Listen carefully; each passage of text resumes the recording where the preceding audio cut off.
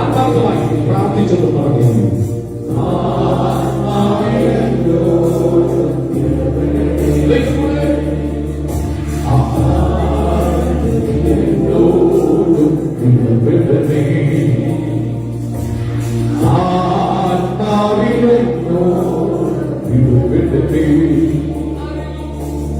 ആരിലും ശ്രേഷ്ഠവാൻ, ആരിലും ശക്തവാൻ, ആരിലും ശ്രേഷ്ഠവാൻ, ആരിലും ശക്തവാൻ,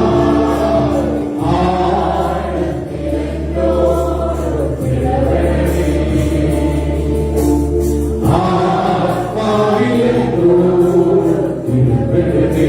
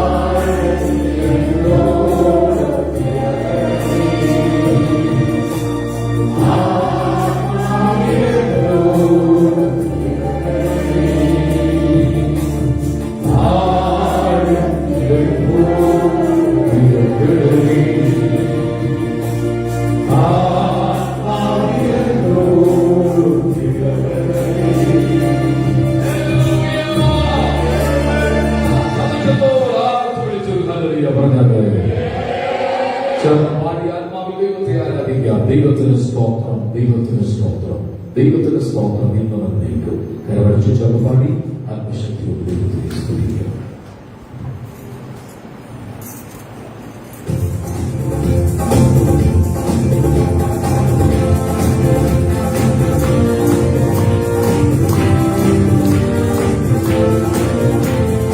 ദൈവത്തിന് സ്തോത്രം, ദൈവത്തിന് സ്തോത്രം, ദൈവത്തിന് സ്തോത്രം, ഇന്നുവരെ ദൈവത്തിന് സ്തോത്രം, ഇന്നുവരെ ഓ ദൈവത്തിന് സ്തോത്രം, ദൈവത്തിന് സ്തോത്രം.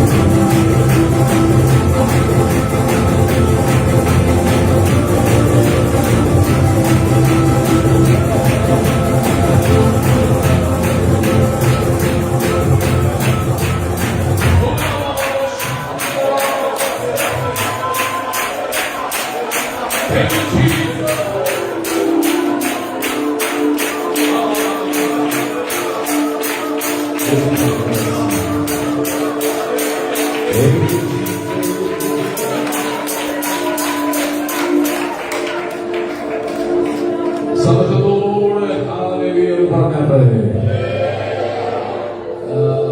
Sister Sharon Joseph please come. ഒന്ന് വന്നു. ഷാരോ ആ സഹോദരിയുടെ ആരാധന ഞങ്ങളെപ്പോഴും ചിന്തിച്ചു. കഴിഞ്ഞ ദിവസം ടെസ്റ്റ് പണിയിലാണ് അവരിത്രയും തുള്ളി ചാടി ആരാധിക്കാനുള്ള രഹസ്യം. സിസ്റ്റർ രണ്ട് കാലം തളർന്നു. രണ്ട് കാലം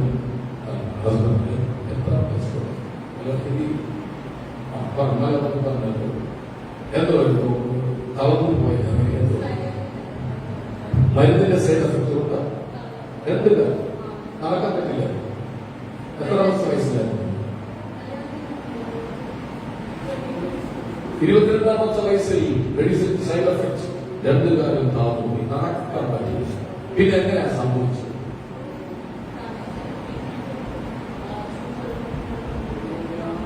ശരിക്കും പറഞ്ഞ നടക്കത്തില്ല. അപ്പൊ ഇപ്പൊ തോന്നാനുള്ള കാരണം എന്താ? രാമിനോട് പറഞ്ഞത്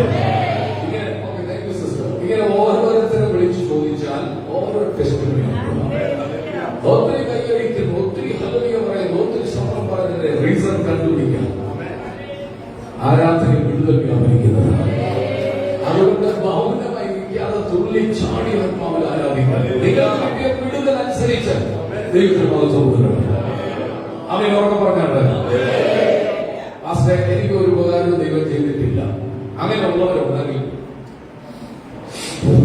ഈ ശ്വാസം കിട്ടോ, ഈ ശ്വാസം എടുക്കാൻ ദൈവം അനുവദിക്കുന്നത് വിടുതലാണ്. കേട്ടില്ല, ഉറക്കം കേട്ടില്ല. അവൻ പറഞ്ഞു ശ്വാസം എടുക്കാൻ ഇല്ലെങ്കിൽ നേരെ പൊക്കി എടുത്ത് ആംബുലൻസ് വിളിച്ച് പുഷ്പഗിരിയിലോ ടീമൊക്കെ കൊണ്ടിടുമ്പോ അവർ ഒരു കുറ്റി സിലിണ്ടർ തരും, ഒരു ജ്യൂസ് തരുന്നവർ ഒരു കുറ്റി സിലിണ്ടർ തരും. അത് മാസ്കം വെച്ച് നേഴ്സുമാരുണ്ടല്ലോ, ഇപ്പൊ ഫ്രീയാണ്. ഈ ശ്വാസം മുട്ടി കിടന്നപ്പോൾ ഓക്സിജൻ കിട്ടിയപ്പോൾ സന്തോഷമായി. പോകുമ്പോൾ ഒരു സെപ്പറേറ്റ് ബില്ല് തരും. ആ ബില്ല് എന്തിനാണെന്നറിയാം? നിങ്ങൾ ഇവിടെ വന്ന ശേഷം 3 കുറ്റി സിലിണ്ടർ നിങ്ങൾ ഓക്സിജൻ ശ്വസിച്ചു, അതിനൊരു സെപ്പറേറ്റ് ബില്ല്. അപ്പൊ നിങ്ങൾ പറയും ഓക്സിജൻ ഫ്രീ അല്ലേ, ഇതിനത് നഷ്ടമായിരിക്കുന്ന ഫ്രീയാ, നിങ്ങൾക്ക് എടുക്കാൻ പറ്റാതെ വന്നപ്പോൾ ഞങ്ങളാ തന്നത്. ഞാൻ പറയുന്നത് മനസ്സിലാക്കുന്നുണ്ടോ? ശ്വാസം എടുക്കാൻ അനുവദിക്കുന്ന ദൈവത്തെ കൊണ്ടുവന്ന ആ ദൈവത്തെ, അതാണ്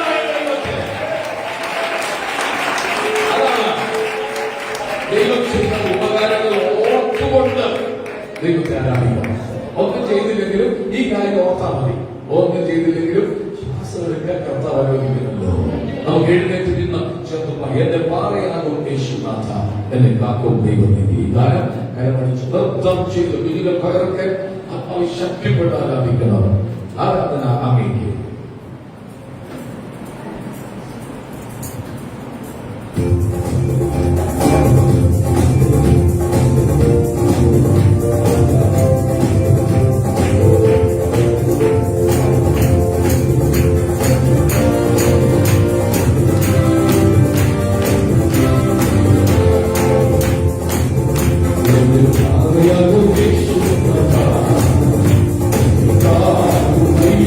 Thank you.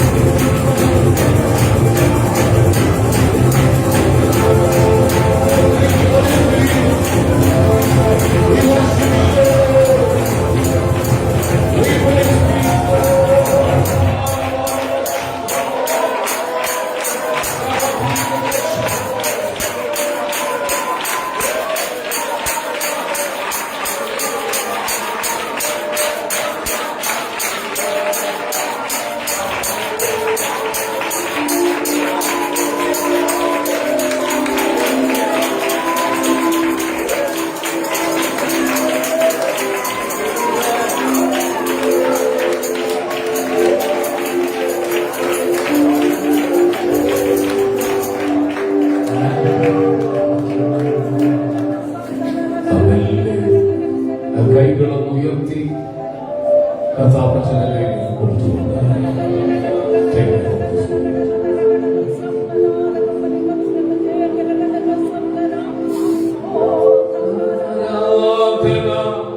അങ്ങേക്ക് ആരാധന, അങ്ങേക്ക് ഒന്നിച്ച്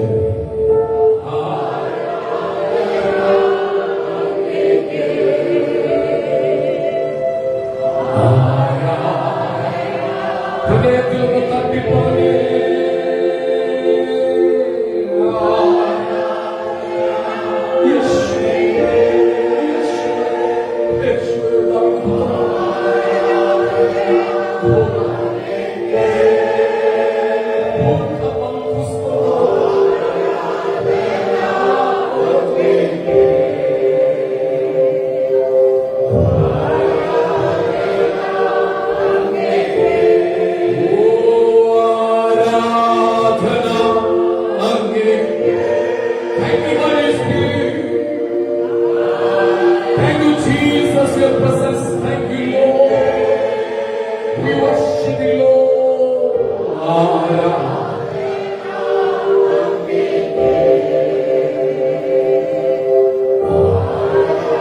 പ്രശ്നങ്ങൾ എത്ര വലുതാണെങ്കിലും ആ കാലങ്ങളിൽ വിഷു പറയാൻ പറ്റുമെങ്കിൽ ആരാധന അങ്ങേക്ക്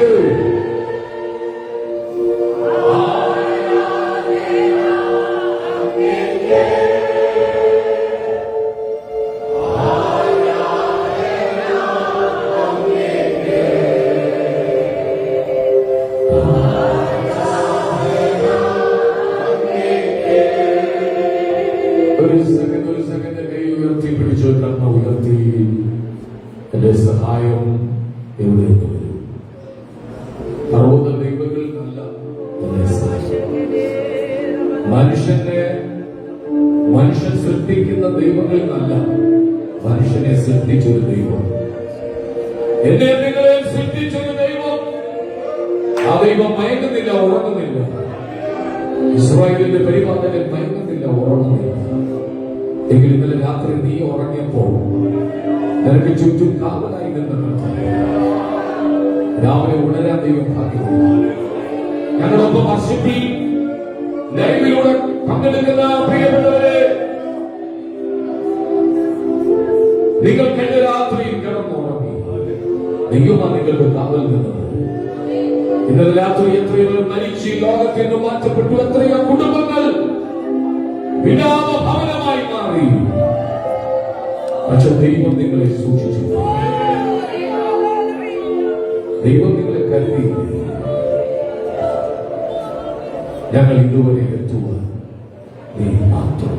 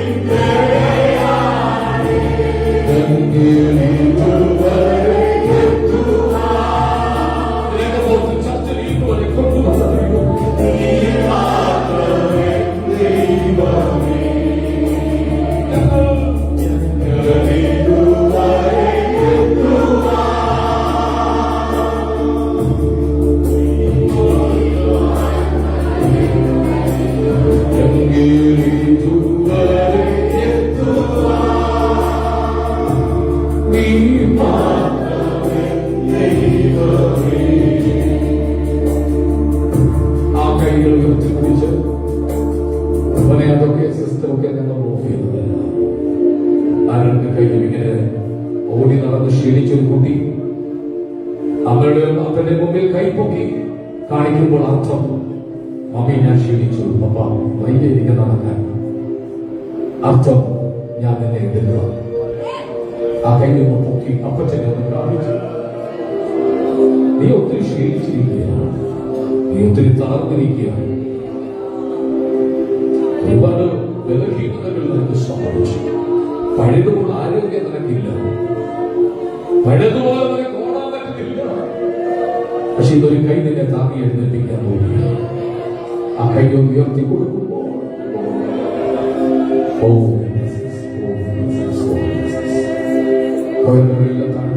നിങ്ങൾ കൈ ഉയർത്തി പിടിച്ചിരുന്നാണ്ട് ഭയങ്കര പ്രസൻസ്, ഭയങ്കര ദൈവ സാന്നിധ്യം. അവരെല്ലാവരും താഴെ നിന്നും കൈ ഉയർത്തി പിടിച്ചിട്ടുണ്ട്. ഓരോരുത്തരും ദൈവത്തോട് സംസാരിച്ചുകൊണ്ടിരുന്നുണ്ട്. നിങ്ങൾക്ക് ഇന്ന് പറയാൻ കൊണ്ടുവന്ന വിഷയം ദൈവത്തോട് പറയാൻ തുടങ്ങി. നിങ്ങൾ പറയാൻ കൊണ്ടുവന്ന വിഷയം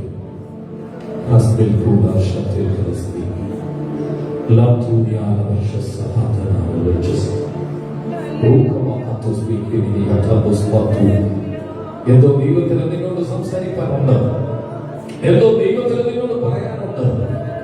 അതുകൊണ്ട് കൈകൾ, മക്കളെ, കുഞ്ഞുങ്ങളെ, കൈകളെല്ലാം ഉയർത്തിപ്പിടിച്ചു. ഈ സ്റ്റേജിൽ നിൽക്കുമ്പോൾ മാത്രമല്ല, നിങ്ങളുടെ മേൽ ദൈവശക്തി പറയട്ടെ. ഹൃദയം ക്രിസ്തുവിൽ ഏകാഗ്രമാകട്ടെ. കണ്ണുകൾ കച്ചുപിടിച്ചുകൊണ്ട്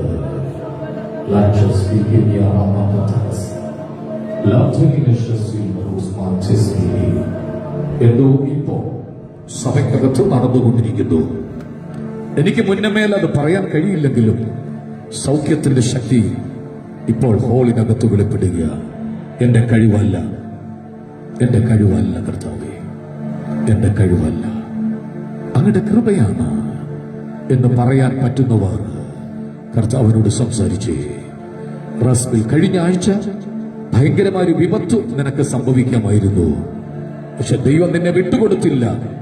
അടിച്ചു താഴെയിട്ട് അസ്ഥി ഒടിക്കാൻ നിനക്കെതിരെ പോരാടിയ ശക്തിയെ ദൈവമാ വിടുവിച്ചെടുത്തത്. ഇന്ന് പകൽക്കാല ദൈവത്തിന് നന്ദി പറഞ്ഞാട്ടെ, നന്ദി പറഞ്ഞാട്ടെ, നന്ദി പറഞ്ഞാട്ടെ. യേശു കർത്താവിന് നന്ദി പറഞ്ഞാട്ടെ. റസ്ബിൽ റിമാന ശാന്തനാസി. Thank you, Holy Spirit. Thank you, Jesus. Thank you, Lord. Rabana shatul prosperity. Chudabahatul banajasi. ഇപ്പോൾ ഈ ഹോളിനകത്ത് അത്ഭുത സൗഖ്യങ്ങൾ സംഭവിച്ചുകൊണ്ടിരിക്കുന്നു. ഈ ഹോളിനകത്ത് വിടുതൽ സംഭവിച്ചുകൊണ്ടിരിക്കുന്നു. കൃപാവരങ്ങൾ, കൃപാവരങ്ങൾ ഇന്ന് പകൽ ചിലരെ ദൈവം അണിയിക്കാൻ പോകുകയാണ്. കൃപാവരങ്ങളാൽ ദൈവം ചിലരെ അണിയിക്കാൻ പോകുകയാണ്.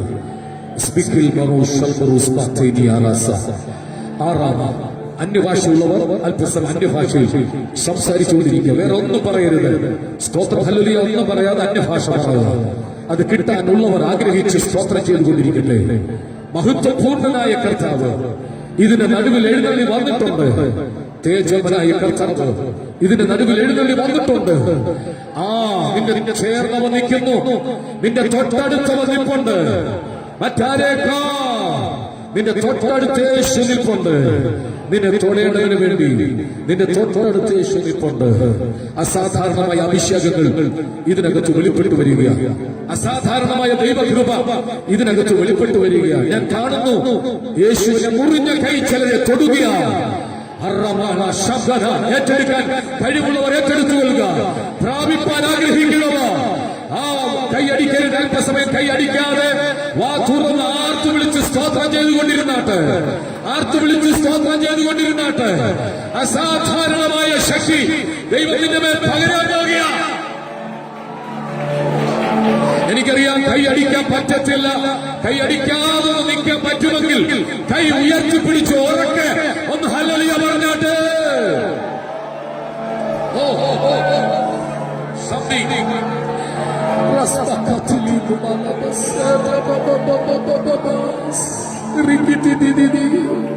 രഹബോത്ത് ചർച്ച് എഴുതി വെച്ച തക്സ വായിച്ചു തീർക്കുകയല്ല. രഹബോത്ത് ചർച്ചിനകത്ത് ദൈവം ചിലത് ചെയ്തുകൊണ്ടിരിക്കുക. ഷണ്ടയിട്ടവർ കുഴിച്ച കുഴികൾ കണ്ടിട്ട് മൂടിയെങ്കിൽ ഇന്ന് പകൽ ദൈവം നമുക്ക് വേണ്ടി ഒരു രഹബോത്ത് ഒരുക്കുക.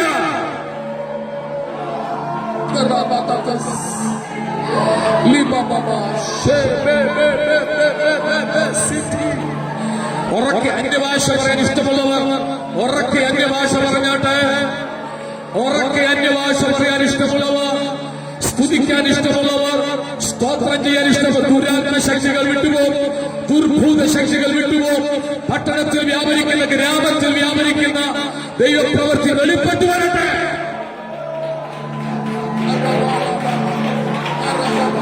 കൈയടിക്കണേ, കൈയടിച്ചു. ആത്മാവിന്റെ നിറവെത്തുന്നതനുസരിച്ച്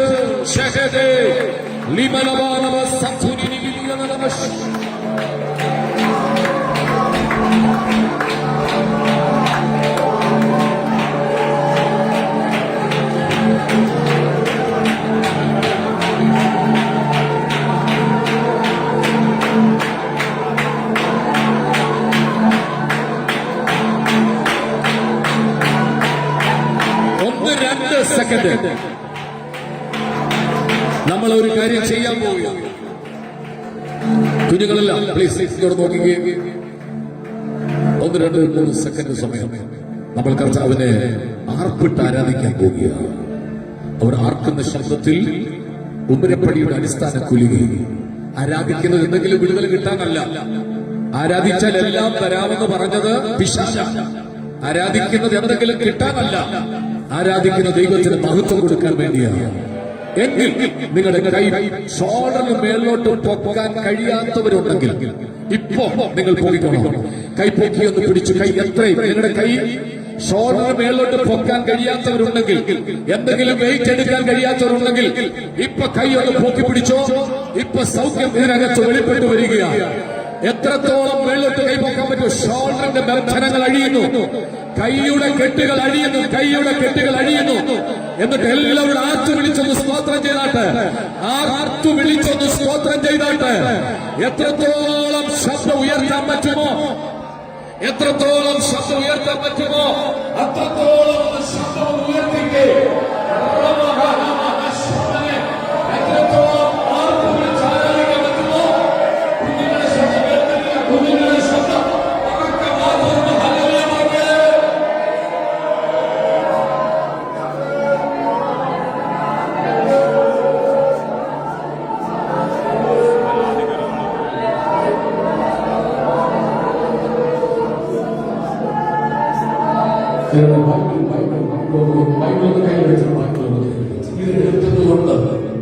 ഇത് എടുത്തതുകൊണ്ട് ദൈവം എന്നെ ഉയർത്തിയെന്ന വിശ്വാസമുള്ള പ്രാർത്ഥന അവരുടെ ഉയർത്തിപ്പിടിച്ചോട്ടെ.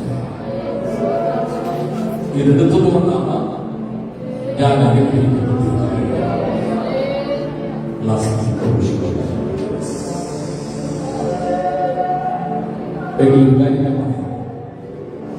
ഇതിനെ നീ ആലിംഗനം ചെയ്താൽ ഇത് നിന്നെ ആലിംഗനം ചെയ്യാൻ പോകുക.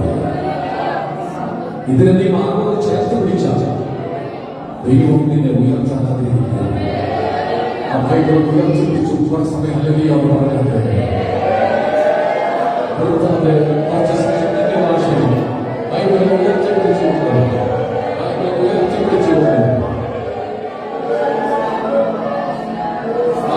ഉയർത്തിപ്പിടിച്ചുകൊണ്ട് നാമത്തിൽ ഇത് ഉയർത്തിയതുകൊണ്ട് എന്നെ നീ ഉയർത്തി എന്ന് പറഞ്ഞു ദൈവത്തിനോട് ഹല്ലേലൂയ പറഞ്ഞാൽ ഹല്ലേലൂയ പറഞ്ഞാൽ ഇത് ഉയർത്തിയതുകൊണ്ട് എന്നെ ദേശത്ത് ഉയർത്തി മാനിച്ചു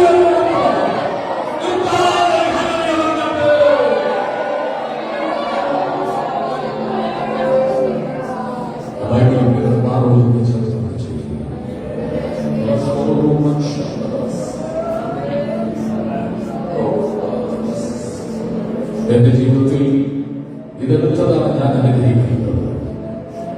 എന്റെ ജീവിതത്തിൽ ഞാനിത് ഉയർത്തിയതാണ് എന്നെ ഉയർത്തിയത്. എന്റെ കഴിവല്ല, എന്റെ ബലമല്ല, ദൈവത്തിന്റെ കരുണയാണ്. കർത്താവേ, അവിടുത്തെ സാന്നിധ്യം വരുന്നു. ആ സാന്നിധ്യം ഞങ്ങളുടെ കൊണ്ട് അനുഭവിക്കുന്നു. ഞങ്ങളെ സ്പർശിക്കണമേ. യേശുവിൻ നാമത്തിൽ തന്നെ ആമേൻ പറഞ്ഞാൽ നാലാം സങ്കീർത്തനം വാക്യമായി പാടുന്നത്. നാലാം സങ്കീർത്തനം വാക്യമായി പാടി ദൈവത്തെ സ്തുതിക്കുന്നു.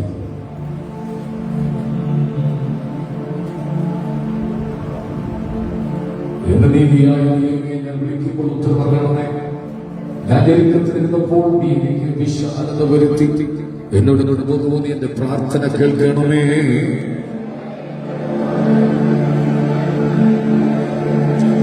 യഹോവ ഭക്തനെ തനിക്ക് വേർതിരിച്ചിരിക്കുന്ന അറിവിൽ ഞാൻ യഹോവയെ വിളിച്ചപേക്ഷിക്കുമ്പോൾ അവൻ കേൾക്കും. നീതിയാഗങ്ങളെ അർപ്പിപ്പി, യഹോവയിൽ ആശ്രയം വെപ്പി. ധാന്യം വീഞ്ഞു വർദ്ധിച്ചവർക്കുണ്ടായതിലധിക സന്തോഷം നീ എന്റെ ഹൃദയത്തിൽ നൽകിയിരിക്കുന്നു.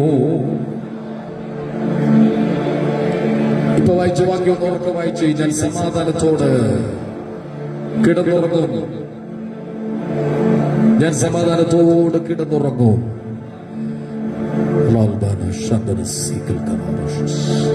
തകർത്ത ഇടിമുഴക്കം പോലെ സ്വർഗത്തിൽ ഞാൻ പിന്നെയും കേട്ടത്.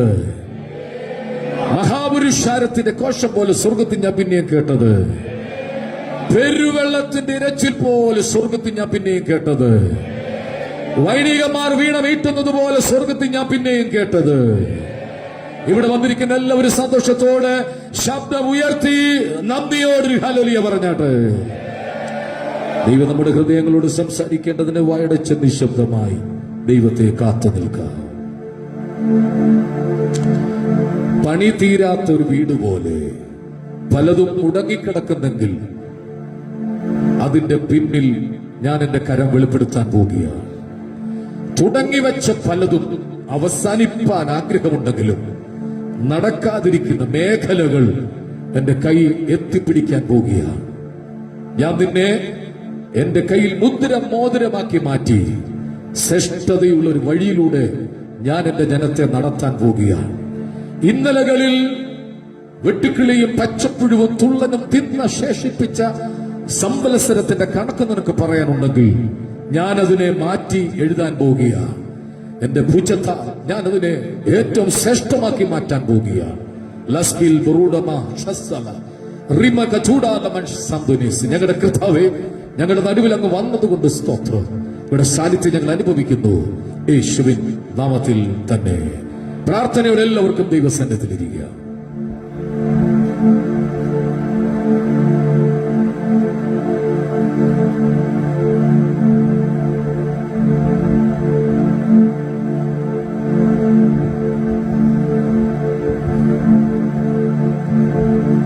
Praise the Lord. Hallelujah. ഇന്നത്തെ സഭായോഗത്തിൽ വ്യാപരിച്ച അസാധാരണ സാന്നിധ്യം ശരീരത്തിലും ആത്മാവിലും വെളിപ്പെട്ടവർ മാത്രം കയ്യൊന്നടിച്ചു ദൈവത്തിന് സ്തോത്രം ചെയ്തിട്ട്. ഓരോ സഭായോഗങ്ങളും ദൈവം ശ്രേഷ്ഠമാക്കി മാറ്റുന്ന കൃപയ്ക്കായി നന്ദി പറയുകയാണ്. സങ്കീർത്തനത്തിൽ കണ്ടത്, ഞാൻ സമാധാനത്തോട് കിടന്ന് ഉറങ്ങും. നീയല്ലോ എന്നെ ഭയം കൂടാതെ വസിപ്പിച്ച് ഈ വിശുദ്ധ പകൽ ദൈവം നമ്മെ കൊണ്ടുവന്നല്ലോ. അതിനായി ഞാൻ ദൈവത്തിന് നന്ദി പറയുകയാണ്.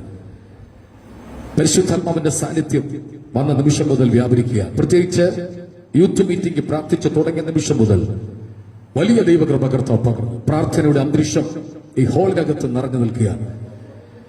ഇന്നലെ 7 മണി തൊട്ട് 8 മണി വരെ 1 നാഴിക പ്രാർത്ഥന ഇവിടെ ഉണ്ടായിരുന്നു. 1 മണിക്കൂറത്തെ പ്രാർത്ഥന. പങ്കെടുത്തവർക്കായി ഞാൻ സ്തോത്രം ചെയ്യും. വളരെ അനുഗ്രഹിക്കപ്പെട്ട ഒരു പ്രാർത്ഥനയാണ് ഇവിടെ നടന്നു വരുന്ന എല്ലാ ശനിയാഴ്ചയും. കഴിവതും നിങ്ങൾ എല്ലാവരും എത്തിച്ചേരാൻ ശ്രമിക്കണം. 1 മണിക്കൂറേ ഉള്ളൂ. നിങ്ങളുടെ വിഷയങ്ങൾ, നിങ്ങളുടെ കുഞ്ഞുങ്ങളുടെ വിഷയങ്ങൾ, നമ്മുടെ ചർച്ചിന്റെ വിഷയങ്ങൾ എല്ലാം വെച്ച് പ്രാർത്ഥിക്കുന്ന 1 മണിക്കൂർ, 1 നാഴിക പ്രാർത്ഥനയാണ്. യേശു ശിഷ്യന്മാരോട് പറഞ്ഞ ഒരു സന്ദേശമാണ്. അതിനകത്ത് വലിയ അർത്ഥമുണ്ട്, അതിനകത്ത് വലിയ ഗൗരവമുണ്ട്. കാരണം എത്രയോ സമയങ്ങൾ യേശു ശിഷ്യന്മാരുമായിട്ട് പ്രാർത്ഥിക്കാൻ മലയിൽ കയറിയിട്ടുണ്ട്. എത്രയോ പ്രാവശ്യം യേശു ശിഷ്യന്മാരെ പറഞ്ഞു വിട്ടിട്ട് യേശു ഒറ്റയ്ക്കിരുന്ന് പ്രാർത്ഥിച്ചിട്ടുണ്ട്.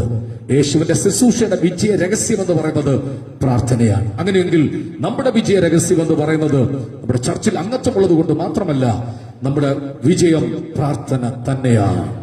പ്രാർത്ഥിക്കുന്ന പരാജയപ്പെടാൻ ദൈവം അനുവദിക്കത്തില്ല. പ്രാർത്ഥിക്കുന്നവരെ തകർക്കാൻ ഒരു ശക്തിക്കും കഴിയത്തില്ല.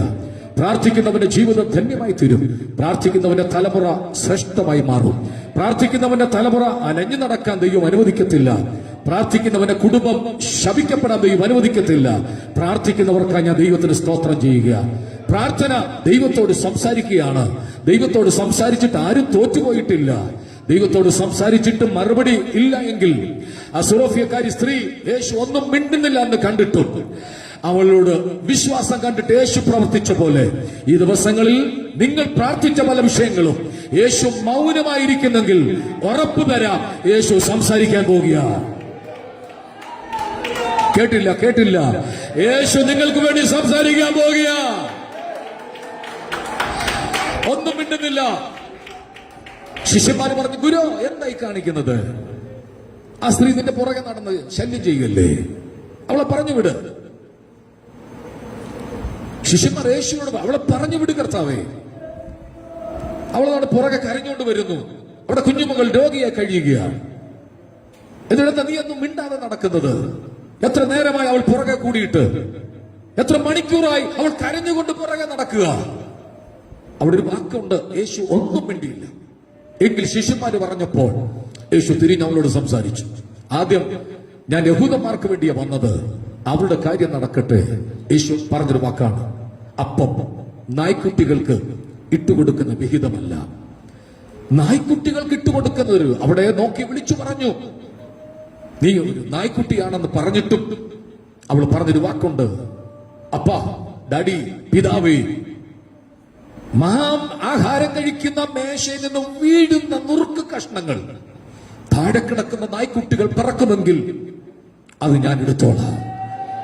യേശു അവളുടെ വിശ്വാസം കണ്ടിട്ട് അവിടെ കുഞ്ഞിന് സൗഖ്യം കൊടുക്കുക.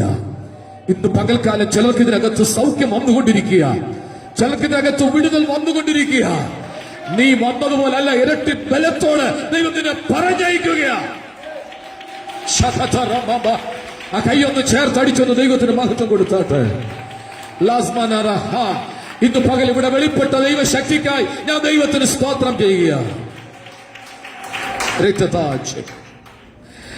ഈ കഴിഞ്ഞ ദിവസങ്ങളൊക്കെ ദൈവം നമ്മൾ സംസാരിച്ചുകൊണ്ടിരിക്കുന്ന വിഷയമാണ്. പകയ്ക്കുന്നവർ കാണുക, ഞങ്ങൾക്ക് അടയാളം തരണം. ഈ ദിവസങ്ങളിൽ ഏതെങ്കിലും വിഷയത്തിൽ അടയാളം കിട്ടിയവർ മാത്രം കൈപൊക്കിക്കുക. പ്രാർത്ഥിച്ച വിഷയത്തിന് അടയാള സഹിതം മറുപടി കിട്ടിയവർ, നിന്ദിച്ചവരുടെ മുമ്പിൽ, പരിഹസിച്ചവരുടെ മുമ്പിൽ എന്തെങ്കിലും അടയാളം കിട്ടിയവർ ധൈര്യമായിട്ട് കൈപൊക്കിക്കാട്ടെ. ധൈര്യമായിട്ട് ആ കൈകളെ ഓർത്ത് ഞാൻ ദൈവത്തിന് നന്ദി പറയുക. എങ്കിൽ ഞാൻ വിശ്വസിച്ചു, നിങ്ങൾ എഴുതി വെച്ചോ, ഇവിടെ വന്ന് പറയത്തക്കവണ്ണം ദൈവം വീണ്ടും ചിലർക്ക് അടയാളം ചെയ്യാൻ പോകുക. പകയ്ക്കുന്നവരുടെ മുമ്പിൽ, ആക്ഷേപിക്കുന്നവരുടെ മുമ്പിൽ, നിന്ദിക്കുന്നവരുടെ മുമ്പിൽ, നിനക്കെതിരെ അപവാദം പറയുന്നവരുടെ മുമ്പിൽ ദൈവത്തിനെ മാനിക്കാൻ പോകുക.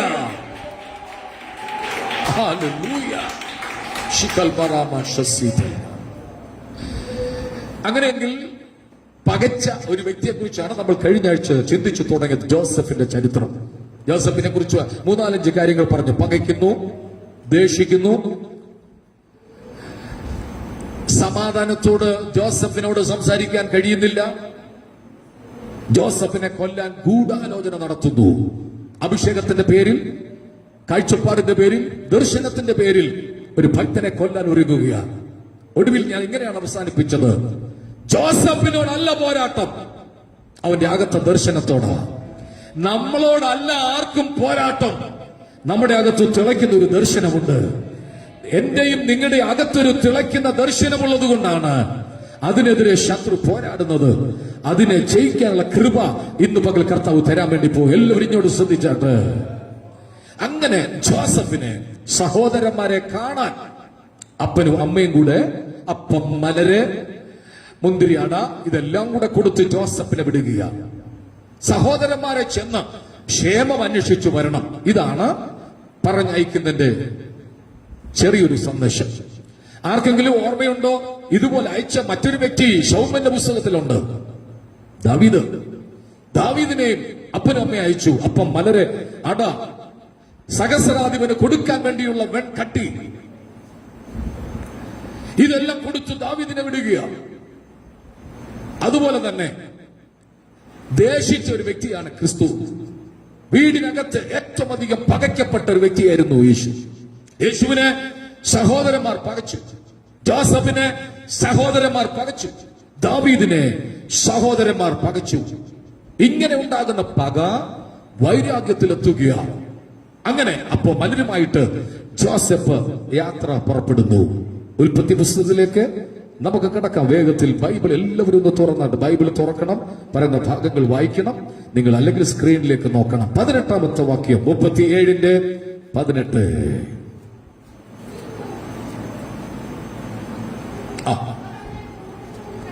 അവർ അവനെ ദൂരത്തുനിന്ന് കണ്ടിട്ട്, ഉൽപ്പത്തി പുസ്തകം 37-ാം അധ്യായത്തിന്റെ 18ാം വാക്യമാണ് വായിക്കുന്നത്. അവർ അവനെ ദൂരത്തു നിന്ന് കണ്ടു. ദർശനമുള്ളവന് എത്ര ദൂരെ നിന്നാലും കാണാൻ പറ്റും. അഭിഷേകമുള്ളവന് എത്ര ദൂരത്തു നിന്നാലും കാണാൻ പറ്റും. ജോസഫിന്റെ നടപ്പും ഭാവവും കണ്ടപ്പോൾ അവൻ ഉറപ്പായി നിശ്ചയിച്ചു, ആ വരുന്നത് ജോസഫാണ്. ദൂരത്തു നിന്ന് കണ്ടു. അടുത്ത വാക്യമാണ്, അവനെ ആരെ കൊല്ലേണ്ടതിന്? അവരുടെ രക്തബന്ധമാണ്, അവരുടെ കൂടപ്പിറപ്പാണ്. ജോസഫിനെ കൊല്ലാൻ തക്കവണ്ണം ഗൂഢാലോചന നടത്തുകയാണ്. ഞാൻ ചോദിക്കട്ടെ, എന്തെങ്കിലും അവരുടെ അപകരിച്ചോ? എന്തെങ്കിലും അവർക്കെതിരെ അവൻ പ്രവർത്തിച്ചോ? ഇല്ല. പക്ഷെ അവനെ കൊല്ലാൻ വേണ്ടി ഗൂഢാലോചന നടത്തുക. എന്തു വില കൊടുത്തു? ചിലരെ ഇല്ലാതാക്കത്തക്കവണ്ണം വ്യാപരിക്കുന്ന പോരിന്റെ മണ്ഡലങ്ങളുടെ എക്സ്പയറി ഇന്ന് തീരുമെന്ന് ഞാൻ വിശ്വസിക്കുക. നീ ഉയരാതിരിക്കത്തക്കവണ്ണം, നീ പൊങ്ങി വരാതിരിക്കത്തക്കവണ്ണം, ഈ ദേശത്ത് വളരാതിരിക്കത്തക്കവണ്ണം നിനക്കെതിരെ ആരെല്ലാം നിന്നെ കൊല്ലാൻ ശ്രമിച്ച് പദ്ധതി ഒരുക്കിയാലും നിന്നെ തൊടാൻ ദൈവം അനുവദിക്കത്തില്ല.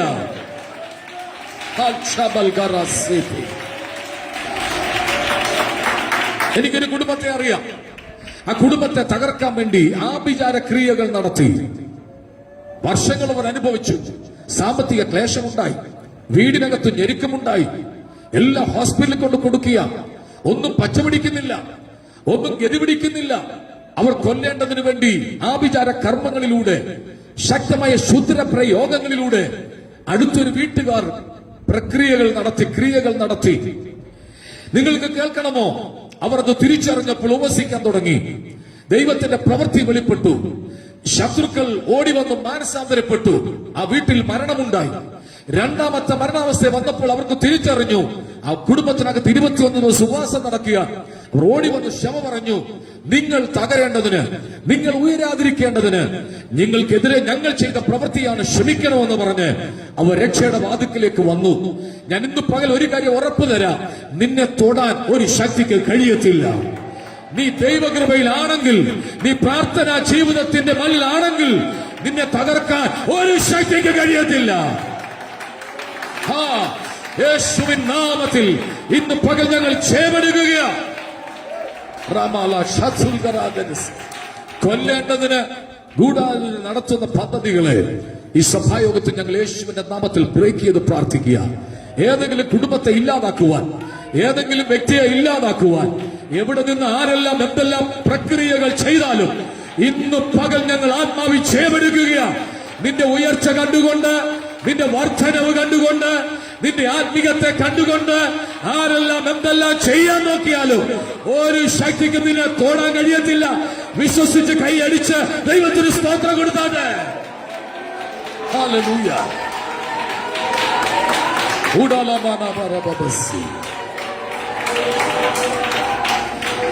പദം അടുത്തു വരും മുമ്പേ അവന് വിരോധമായി. അടുത്ത വാക്കിയിട്ട് മോനെ, അടുത്ത വാക്കിയിട്ട്. ഇനി അടുത്ത ശ്രദ്ധിക്കുക. അടുത്തതാണ്. അവന്റെ പേരെന്താണ്? ഉറക്കെ പറഞ്ഞേ. സഹോദരന്മാര് പറഞ്ഞ് കേൾക്കുന്നില്ലല്ലോ. ജോസഫിന്റെ പേരെന്താണ്? സ്വപ്നക്കാരൻ. ദാ വരുന്നു സ്വപ്നക്കാരൻ. അവന്റെ സ്വപ്നം എന്താകുമെന്ന് നമുക്കൊന്ന്, ഞാൻ ആ ഭാഗം വായിച്ചു എന്നെ കണ്ണു നനഞ്ഞു പോയി. ഉറ്റ രക്തത്തിൽ പിറന്നവരിൽ തന്നെ ദോഷം പ്രവർത്തിക്കുക. എന്തെങ്കിലും മോഷ്ടിച്ചെങ്കിൽ, എന്തെങ്കിലും പിടിച്ചെടുത്തെങ്കിൽ, അപ്പൻ എന്തെങ്കിലും കൂടുതൽ വസ്തു എഴുതി കൊടുത്തെങ്കിൽ അത് മനസ്സിലാക്കാം. പക്ഷെ ഇപ്പോ അതൊന്നുമല്ല. എന്തോ ഒരു അസൂയയുടെ സ്പിരിറ്റ്, എന്തോ മനസ്സിനകത്തൊരു സുഖമില്ലായ്മ. ആ ഉയർച്ച വേണ്ട, ആ നന്മ വേണ്ട. അതിനെ തടയാൻ വേണ്ടിയുള്ള പദ്ധതികൾ ഒരുക്കുക. ഇന്ന് പകൽ അത് വില പോകില്ല. ദൈവം നിനക്ക് വേണ്ടി യുദ്ധം ചെയ്യും. ദൈവം നിനക്ക് വേണ്ടി പ്രവർത്തിക്കും. യേശുവിന്റെ നാമത്തിൽ ചില കുടുംബങ്ങൾ പരിശുദ്ധാത്മാവിൽ തന്നെ കാണിക്കുന്നു. നിങ്ങൾ ഇനി പരാജയപ്പെടാൻ ദൈവം അനുവദിക്കത്തില്ല. നിങ്ങൾ ഇനി പരാജയപ്പെടാൻ ദൈവം അനുവദിക്കത്തില്ല. നിങ്ങൾ പരാജയപ്പെടാൻ ദൈവം അനുവദിക്കത്തില്ല.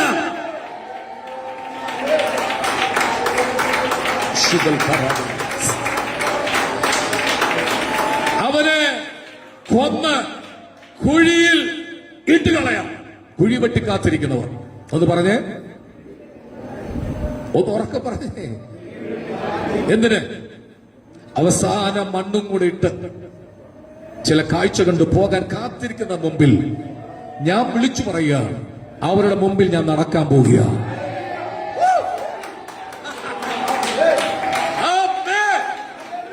അവരുടെ മുമ്പിൽ ഞാൻ നടക്കാൻ പോവുക. യേശുവിന്റെ നാമത്തിൽ സഭയുടെ തകർച്ച കാണുവാൻ, സഭയുടെ പരാജയം കാണുവാൻ, സഭയ്ക്കെതിരെ ആരെല്ലാം എന്തെല്ലാം ചെയ്താലും ഇന്ന് പകൽ ഞാൻ വിളിച്ചു പറയുക, നമ്മൾ അവരുടെ മുമ്പിൽ നടക്കാൻ പോകുക.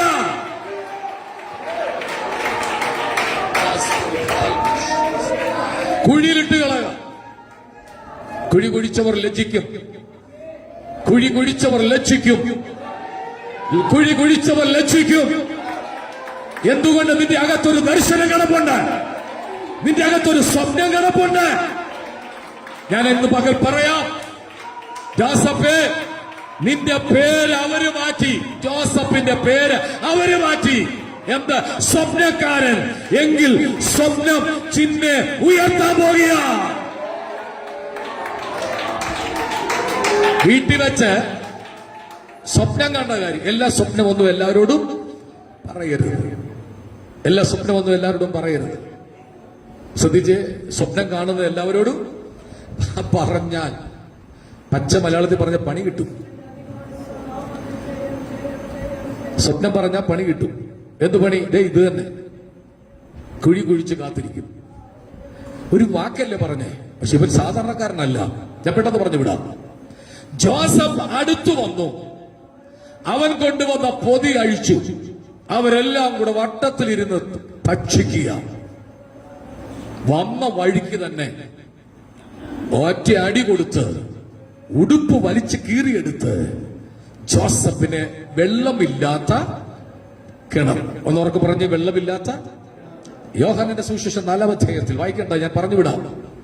ആ കിണറിനെ ചരിത്രമാക്കി ദൈവം മാറ്റി. യാക്കോബ് ജോസഫിന് കൊടുത്ത കിണറിന്റെ മേൽ എന്റെ യേശു വന്നിരിക്കുക. മനസ്സിലാവുന്നുണ്ടോ? ചരിത്രം തിരുത്തി എഴുതുന്ന ദിവസങ്ങളാക്കി ദൈവം മാറ്റാൻ പോവുകയാണ്.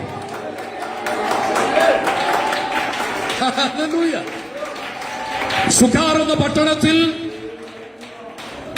ആ പട്ടണക്കാർക്ക് കോരുവാനുള്ള കിണർ സാധാരണ കിണറല്ല, ഒരു അഭിഷക്തൻ വീണ കിണറാണ്. ആ കിണറിന്റെ മേൽ എന്റെ യേശു ഇരിക്കുക. ഞാൻ എന്റെ ഭാവനെ പറയാം. ആ കിണറിന് അടിയിൽ ഒരു ശബ്ദം കേട്ട് കാണും. ആ 17 വയസ്സുള്ള ആ കുഞ്ഞിന്റെ കരച്ചിൽ, ചേട്ടന്മാരെ എന്നെ രക്ഷിക്കാൻ, ഞാൻ എന്ത് തെറ്റ് ചെയ്തിട്ടായി എന്നെ കിണറ്റിട്ടിരിക്കുന്നത്, അച്ഛന്മാരെ എന്നെ രക്ഷപ്പെടുത്ത്. അവർ കൊണ്ടുവന്നത് തിന്നവർ തന്നെയാണ് അവനെതിരെ മാറിയത്. നീ കൊണ്ടുവന്ന് കൊടുക്കുന്ന ആളുകൾ നിന്നെ എതിരായി മാറും. അവർ ഭക്ഷിക്കുമ്പോൾ തന്നെ നിനക്കെതിരായി ചിന്തിക്കും. മറന്നുപോകരുത്, ജോസഫ് കൊണ്ടുവന്ന അപ്പവും മലരും തിന്നുമ്പോൾ കിണറ്റിനകത്തൊരു കരച്ചിൽ, അച്ചാച്ചമാരെ എന്നെ രക്ഷിക്ക, ഞാൻ എന്ത് തെറ്റ് ചെയ്തിട്ടാ ഈ കിണറ്റിൽ എന്നെ ഇട്ടത്, ഈ വെള്ളമില്ലാത്ത പൊട്ട കിണറ്റിൽ എന്തിനാ എന്നെ കൊല്ലാനിട്ടത്? അർത്ഥനഗ്നനായി ആമെ മുറിവുകളേറ്റ് കിടക്കുന്ന ജോസഫേ, നീ കിടന്ന കിണർ ചരിത്രത്തിന്റെ കിണറായി മാറാൻ പോവുക. മനസ്സിലായവർ എത്ര പേരുണ്ട്? യോഹന്നാന്റെ സുവിശേഷം 4-ാം അധ്യായത്തിൽ യേശു ആ കിണറിന്റെ മേളിൽ വന്നിരിക്കുക. യാക്കോബ് ജോസഫിന് കൊടുത്ത വസ്തുവിന്റെ വീതത്തിൽ ഈ കിണറുണ്ടായിരുന്നു. എങ്കിൽ ഞാൻ ആത്മാവി പറയാം, ഇന്ന് വേദന അനുഭവിക്കുന്ന പല സംഭവ കിണറുകളും ദൈവം ചരിത്രമാക്കി മാറ്റാൻ പോകുകയാണ്. അത് വിശ്വസിക്കുന്നവ കൈ അടിച്ചൊന്ന് ദൈവത്തിന് മഹത്വം കൊടുത്താട്ടെ. ചരിത്രമാക്കി മാറ്റാൻ പോകുകയാണ്. നീ ജനിച്ചു വളർന്ന നിന്റെ സ്ഥലത്ത് തന്നെ ദൈവം നിന്നെ ഒരു ചരിത്രമാക്കി മാറ്റും. അപ്പൊ യേശു ആ കിണറിന്റെ മേളിൽ വന്ന് നട്ടുച്ച നേരത്ത് ഇരിക്കുമ്പോ എന്റെ ഭാവനയാണ്, അതിനകത്തുനിന്ന് കുഞ്ഞു ശബ്ദം കേട്ടുക. 17 വയസ്സുള്ള ജോസഫ് ആ കിണറ്റിൽ കിടന്ന് കരഞ്ഞു. യേശുവിനെല്ലാം അറിയാമല്ലോ. ആ കിണറിനെ ചരിത്രമാക്കി മാറ്റി. എങ്കിൽ ഇന്ന് പകൽ വിശ്വസിക്ക്, ചില സംഭവങ്ങൾ ദൈവം ചരിത്രമാക്കി മാറ്റും. അത് ആമീനെ ഉറക്കിയെന്ന് പറഞ്ഞാട്ടെ. കിണറ്റിൽ കിടന്ന രൂപേനെ പറഞ്ഞ നമ്മള് വെറുതെ അവനെ കൊല്ലണ്ട, നമ്മുടെ സഹോദരനല്ലേ. രൂപൻ എങ്ങോട്ട് പോയ ഭാഗം നോക്കി യഹൂദ ഒരു പ്രവൃത്തി ചെയ്തു. തലപൊക്കി നോക്കുമ്പോൾ ഇസ്മായിലിലെ കച്ചവടക്കാർ വരുന്നത് കണ്ടു. നമ്മുടെ സഹോദരനെ കൊന്നിട്ട് നമുക്ക് എന്തോ ചെയ്യാൻ പറ്റും? ഇതാണ് ഗൂഢാലോചന. ശത്രു നടത്തുമ്പോ തന്നെ അതിനകത്ത് നിനക്ക് അനുകൂലമായി പറയാൻ ഒരാൾ കാണും. മനസ്സിലായില്ല? നിനക്കൊരു പദ്ധതികൾ ആസൂത്രണം ചെയ്യുമ്പോൾ നിനക്ക് വേണ്ടി സംസാരിക്കാൻ ഒരാളെങ്കിലും കാണും. ആരോട് ദൈവം പറയുന്നു? പദ്ധതികളെ ദൈവം പൊളിച്ച് നിനക്ക് വേണ്ടി സംസാരിക്കാൻ ചിലരെ എഴുന്നേൽപ്പിക്കാൻ പോവുക. നീ പറഞ്ഞിട്ടും നടക്കാത്ത കാര്യങ്ങൾ, അധികാരമുള്ളവർ പറഞ്ഞിട്ടും നടക്കാത്ത കാര്യങ്ങൾ ദൈവം നിനക്ക് വേണ്ടി ചെയ്യാൻ പോവുക.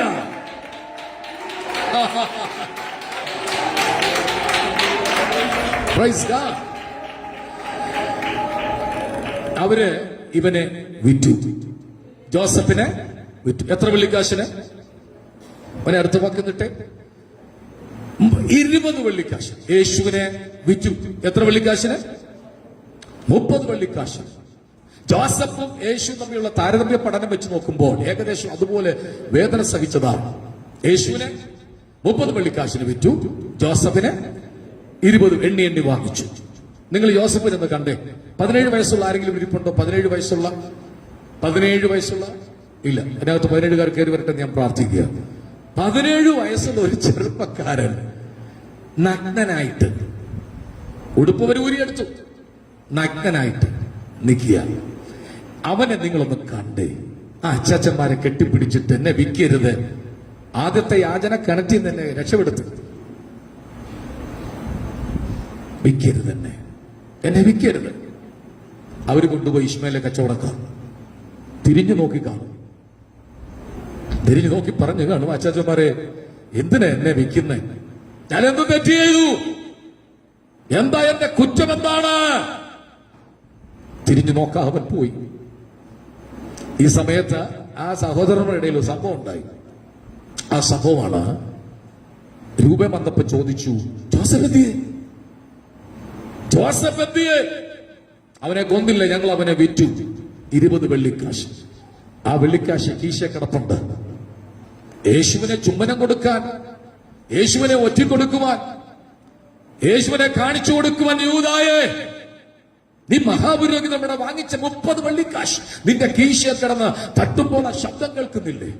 അരിമനാഥനെ, ഗുരുവിനെ ഒറ്റിക്കൊടുക്കുവാൻ, ചുംബനം കൊണ്ട് കാണിച്ചു കൊടുക്കുവാൻ നീ വാങ്ങിച്ച കാശ് ഗദസമനെ കയറിയപ്പോഴും നിന്റെ കീശയിൽ കിടന്ന് കിലുങ്ങുന്നത്. യൂദായ്ക്ക് ഒരു പദ്ധതി ഉണ്ടായിരുന്നു. യേശുവിനെ വിൽക്കുമ്പോൾ, യേശുവിനെ കാണിച്ചു കൊടുക്കുമ്പോൾ 30 വെള്ളിക്കാശ് കിട്ടും. ഒരു പ്രാവശ്യം യേശുവിനെ മലയുടെ മേളിൽ കൊണ്ടുവന്ന് തലകീഴായി തള്ളിയിടാൻ ഒരുങ്ങിയപ്പോൾ അതിന്റെ നടുവിലൂടെ യേശു പോകുന്നത് യൂദ കണ്ടതാ. അപ്പൊ യൂദ കണക്ക് കൂട്ടി, 30 വെള്ളിക്കാശ് എന്റെ പോക്കറ്റിൽ വീഴും, യേശു ഒരു വഴിയായിട്ട് അങ്ങ് പൊക്കോളും. അബദ്ധം പറ്റിപ്പോയി യൂദായ്ക്ക്. യൂദ ഓടി മഹാപുരോഹിതന്മാരുടെ അടുക്കൽ, നിങ്ങൾ തന്ന 30 വെള്ളിക്കാശ് എനിക്ക് വേണ്ട, വലിച്ചെറിഞ്ഞു. അവര് പറഞ്ഞ എന്താണ്? നീ നിന്റെ കാര്യം നോക്ക്, ഞങ്ങൾക്ക് എന്തോ വേണം. ഇതേ ഉള്ളു കേട്ടോ പുരോഹിതന്മാർ പറയുന്നത്. ഒടുവിൽ നിനക്ക് എന്തെങ്കിലും ഭാരവും വിഷയം വരുന്നത് ഞങ്ങളെന്തോ വേണം, നിങ്ങൾ നിങ്ങളുടെ കാര്യം നോക്ക്. അവനത് വലിച്ചെറിഞ്ഞ് തോടിപ്പോയി കയറ് വാങ്ങിച്ചപ്പോ നല്ല കയറ് പോലും വാങ്ങിച്ചില്ല. വെപ്രാളം പിടിച്ച് ചാകാൻ ഒരുങ്ങുമ്പോ കയറിന്റെ വില നോക്കിയില്ല. ഏതോ കടയിൽ ചെന്നിട്ട് ഒരു മുഴം കയറ് തരാൻ പറഞ്ഞു. കയറ് തന്ന് കയറ് വാങ്ങിച്ചുകൊണ്ട് ഒരു മരത്തിന് മേലെ കയറി, കയറും കെട്ടി, കഴുത്തലും കെട്ടി, ചാടി. കയറ് പൊട്ടിപ്പോയി. പൊട്ടിയപ്പോ ബൈബിൾ പഴയ നിയമത്തിൽ യൂദ ജനിക്കും മുമ്പ് എഴുതിയൊരു പ്രവചനമുണ്ട്. അവന്റെ കുടലെല്ലാം, കുടല് വരെ വെളി വന്ന വീഴ്ച. എന്തോ ഒരു വീഴ്ചയായിരുന്നു. യൂദായേ, 30 വെള്ളിക്കാശ് നീ വാങ്ങിച്ച് എന്റെ ഗുരുവിനെ നീ ഒറ്റിക്കൊടുത്തത് സത്യമാണെങ്കിലും എണ്ണി തന്നവരുടെ അടുക്കൽ നീ പോകാതെ കാലൂരുടെ കൊലക്കളത്തിൽ വേദനയായി പിടഞ്ഞു കിടക്കുന്ന അരിമനാഥന്റെ കുരിശിന്റെ ചോട്ടിലേക്ക് നീ ഓടിച്ചെന്നിരുന്നെങ്കിൽ ഞാൻ വിശ്വസിക്കുന്നു അവന്റെ പാപം ദൈവം ക്ഷമിച്ചേനെ.